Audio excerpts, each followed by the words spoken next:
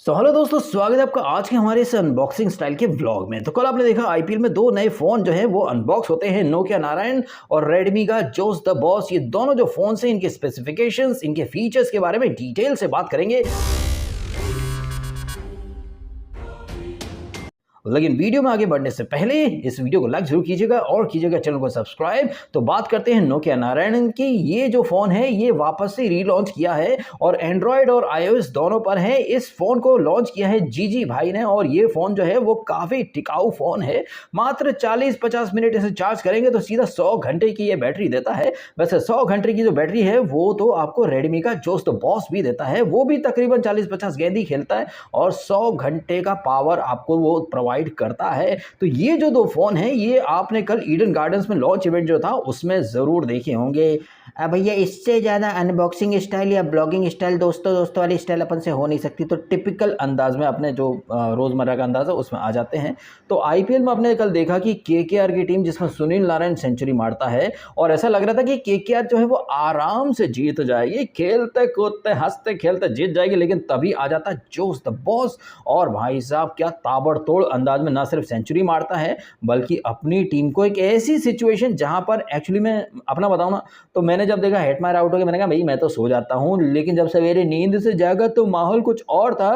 Social media check करा तो भाई हर जगह जोस द बॉस चल रहा है। फिर बाद में मैच के हाईलाइट देखे तो भैया ऐसा है कि वरुण चक्रवर्ती को आखिरी ओवर का सोच करके दिया था। वैसे एक चीज और कल के मैच में इस्टेब्लिश हुई है कि क्रिकेट जो है वो कितना जबरदस्त तरीके से चीजों को लेवल कर देता है ना।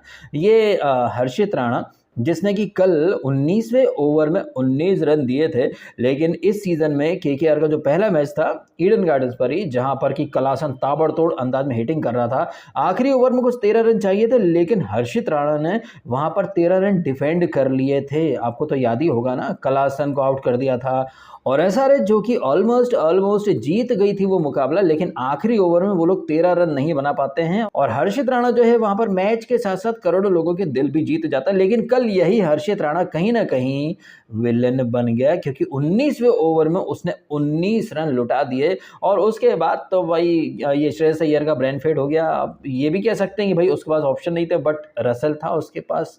बट स्पिनर वरुण चक्रवर्ती को प्रेफर करते हैं और वर्ल्ड मोस्ट मिस्टीरियस बॉलर है चक्रवर्ती साहब जो है उधर कुछ खास कर नहीं पाते हैं। लेकिन जोस द बॉस जो है वो बहुत जबरदस्त तरीके से बहुत कुछ कर जाते हैं और आरआर जो कि लगभग हार गई थी। भैया मुझे लग रहा है कि बटलर बाबू को स्क्रिप्ट मिली नहीं थी। बाकी संजू सैमसन, रियान पराग हालांकि उसने बैटिंग में थोड़ा ताबड़तोड़ अंदाज दिखाया लेकिन आपने देखा फील्डिंग में हाथ का लड्डू टपका दिया था, एक दो मिसफील्ड भी करी थी और कल उसको 50-60 मारना था लेकिन आई थिंक 30 के आसपास कुछ मार गया। संजू द सैमसन, अरे इसके बारे में तो ज़्यादा ना ही बोले तो बेहतर होगा। हर बीतते मैच के साथ वर्ल्ड कप स्क्वाड में आने की जो उम्मीदें हैं इसकी संजू सैमसन की वो कहीं ना कहीं धूमिल होती चली जा रही क्योंकि कंसिस्टेंसी नहीं है संजू सैमसन में। 2 मैच में चलेगा तो अगले 4 मैच में नहीं चलेगा। वैसे चल तो ये यशस्वी जायसवाल भी नहीं रहा है। एक चीज आपने ऑब्जर्व करी होगी, पिछले साल तक जब तक ये यशस्वी जायसवाल को टीम इंडिया में स्थान नहीं मिला था, परमानेंट स्थान नहीं मिला था, तब तक जायसवाल का बल्ला बहुत रन उगल रहा था। और यही चीज आप ध्रुव जुरैल के बारे में भी बोल सकते हैं कि जब तक उसको टीम इंडिया की कैप नहीं मिली थी उसके बल्ले से रन निकल रहे थे। लेकिन अब क्या है कि जायसवाल और ध्रुव जुरैल जो अनकैप्ड से कैप्ड प्लेयर बन चुके हैं, तो अब क्या है भैया, टीम इंडिया का ठप्पा तो लग ही चुका है तो क्या करना, मतलब एक कंफर्ट जोन टाइप का आ चुका है जायसवाल में और जुरैल में। और इस आईपीएल में दिख रहा है वो कंफर्ट जोन जहां बाकी के जो प्लेयर्स हैं उनमें होड़ मची है कि यार कैसे भी करके खुद को साबित करना है सो दैट 1 महीने बाद जो वर्ल्ड कप है उसमें जगह मिल जाए।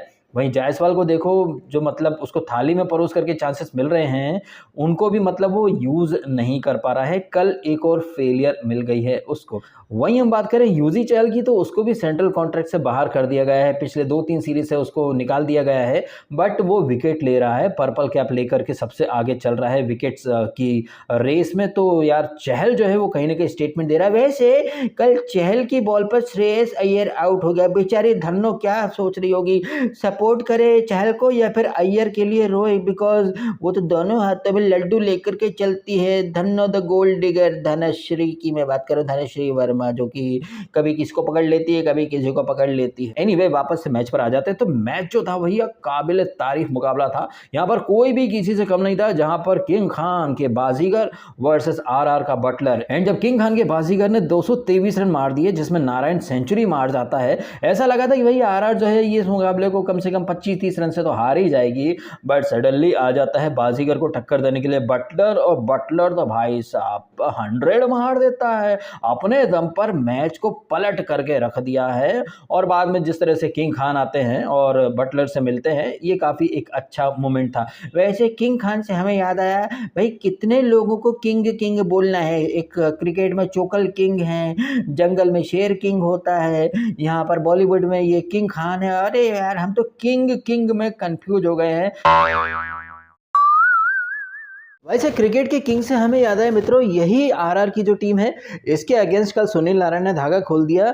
बट इसी आरआर के अगेंस्ट किंग चोकल ने 67 बॉल ली थी सेंचुरी के लिए। बताइए भैया, यहाँ लोग 50 बॉल में सेंचुरी पूरी कर लेते हैं, लेकिन किंग जो है वो 67 यानी 17 बॉलें एक्स्ट्रा लेता है। वही पिछले सीजन में इसी केकेआर के ग्राउंड में केकेआर के अगेंस्ट ही यशस्वी जायसवाल ने 14 बॉल पर 50 मार दी थी। ये अलग बात है कि वो चल नहीं रहा है, कहने का मतलब है कि जो खिलाड़ी होते हैं कुछ अलग, वो 14-15 बॉल में 50 मार जाते हैं। ऐसे में हमारे किंग चोकल जब वो 17 गेंदें एक्स्ट्रा लेते हैं भाई अपनी सेंचुरी तक पहुंचने के लिए। लेकिन जैसा कि मिर्जापुर में डायलॉग है ना, वो चूतिया है ये इम्पोर्टेंट नहीं है, वो किंग है ये इम्पोर्टेंट है। तो भैया सब लोग किंग चोकल जिंदाबाद के नारे लगाएं। अब आज है भैया जीटी के होम ग्राउंड में डीसी वर्सेस जीटी की टक्कर। जीटी जो है वो अपने होम ग्राउंड में खेलेगी, तो गुल्लू बॉय रन बनाई होना तो लाजमी है। ठीक वैसे ही जैसे खुद फरहान की अम्मी का नाम शब्बो आजमी है। अच्छा, लाजमी तो आईपीएल में और भी कई सारी चीजें हैं, जैसे कि स्क्रिप्ट का होना, फिक्सिंग का होना। अब तो भैया टॉस फिक्सिंग होने लग गई है। मैंने इंस्टाग्राम पर रील्स शेयर करी हैं, क्योंकि मुझे काफी सारे मैसेजेस के थ्रू रील्स भेजी गई कि देखो भाई डीएसके आरसीबी के अगेंस्ट एमआई वाले मैच में फिक्सिंग हुई थी, टॉस फिक्सिंग हुई थी। टॉस फिक्सिंग कहें, मैच फिक्सिंग कहें, ये तो इंटीग्रल पार्ट है, ओपन सीक्रेट है, अब कुछ भी छुपा हुआ नहीं है। बट आरसीबी के फैंस से मैं एक बात कहना चाहूंगा कि एमआई वाले मैच में टॉस फिक्स हुआ, आप वहां पर ये फिक्सिंग का हवाला देकर के डिफेंड कर लोगे आपकी टीम की चोकिंग पंथी को, बट आप आरआर से हार गए। नोबडी एलएसजी भी आपको आपके घर में पेल करके चली गई, तो एक मैच में टॉस फिक्सिंग हो गई, ये बोल करके आप बाकी के जो 5 मैचों में जो हार है उसे कैसे और कब तक डिफेंड करेंगे। फिक्सिंग तो होती है, लेकिन इसके बारे में आपके किंग कभी खुल करके नहीं बोलेंगे। आप कितना भी बोल दो, मैं कितना भी बोल दूं, जब प्लेयर खुद नहीं बोल रहे हैं तो फिर आपकी ये दलीलें मतलब व्यर्थ हो जाती हैं, आपकी एनर्जी वेस्ट हो जाती है। फिक्सिंग होती है, ये बात तो मैं पिछले सीजन से बोलता आया हूं। कल के मैच में भी देखो, जिस तरह से पराग आउट हुआ, हेटमायर आउट हुआ, संजू सैमसन आउट हुआ और वो ध्रुव जुरैल आउट हुआ, उसके बाद वो लोग जिन्होंने केकेआर की जीत पर पैसा लगाया होगा उनका डूब गया होगा, लेकिन आउट ऑफ नोवेयर आरआर जीत जाती है। भाई ये सारी चीजें आपने देखी हैं। आरआर को और सीएसके को फिक्सिंग की वजह से तो बैन किया था, तो फिक्सिंग तो आईपीएल में शुरू से होती आई है और आगे भी होती रहेगी। सीधी बात, नो बकवास। ठीक है, चलो वीडियो खत्म कर देते हैं। Thank you so much.